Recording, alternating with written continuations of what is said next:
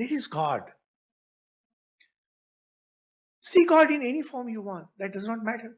In whatever form you see God, God has to be powerful. That's the meaning of God. God is not person. God is not limited in time and space. So he's all powerful. Go by any scripture.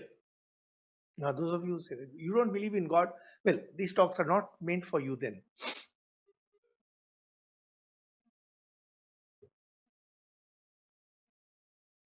Now, if this God is not a person, if this God is not limited in time and space, go by any religious book, be it Quran, be it Bible, be it Vedas, be it Upanishad, be it Bauddha religion, it does not matter. Everyone will tell you that God is beyond time and space. He has to be. God means that. He has to be beyond time and space. So, the entity which is beyond time and space has to be all powerful. And he appears before his devotees. Since he is not confined in time and space, you cannot say that God will have only this form, nor can you say that God will always be formless. It's such a simple argument, and I wonder how these religious preachers make a mess of it. So now the problem is that same God may appear to me in form and may appear to you in an entirely different form, because he's not a person. He's not like me or you. That, see, what's the difference between me and, say, God?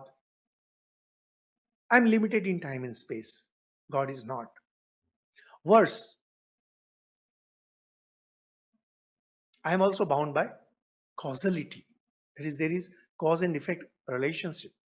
In God, there is no such causality. Meaning, he can do anything he wishes. He can appear to you in any form he wishes. This time-space causation, this is Maya, this is Prakriti, this is bondage. God is beyond it. These rules do not apply on him. Now, we do not know how God chose to reveal himself to Kapil, sage Kapil, who is founder of, say, Sankhya Darshan, Sankhya philosophy. And we don't know how he chose to reveal himself to Vyasa or to Shankaracharya. We don't know. And how he chose to reveal himself to, say, Ramanuja and to, say, Madhva. Because this becomes very easy to understand if you study Sri Ramakrishna's biography. He did sadhana through various paths, and he had realization of various aspects of God, various forms of God. No, God is infinite. You cannot say that God is only this. Those who are cutting off heads of others in the name of their religion, they don't understand very basic thing about religion. Sad. It's really sad. If they had understood religion, they would have never talked about all this. What are the Vedas? Because we just mentioned that these 6 systems of philosophies, they're based on the Vedas. Now, the Vedas are not an authority the way, say, the Bible is or the Quran is. The Vedas are Jnana Rashi. It's a knowledge bank of the Hindus, spiritual knowledge bank of the Hindus.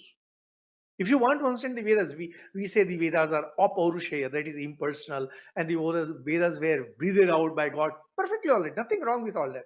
But the Vedas, as they have come to us in the 4 Vedas, Rig, Sam, Yajur, and Atharva, these are knowledge bank, Gyan Rashi. That's the term they use, Gyan Rashi. And Gyan cannot come to us unless they be conveyed to us through words. So the Vedas are also Shabda Rashi, a heap of words. Depending on how you look at the Vedas, either they are a heap of words or they are knowledge bank. To know God, you will have to transcend the Vedas. Because the knowledge that is there in the Vedas relate to this world, and they also relate to how to reach God from this world. So ultimately, this world gets involved. Spirituality is all about the other world. Not only the Vedas, no scripture can ever be final as far as spiritual knowledge is concerned. Others do not say that. Although there were discussions in every religious tradition on this issue. But in Hinduism, this problem was resolved when they very clearly said, you need to go beyond the Vedas because they are Gyan Rashi and they are involved with the affairs of the world.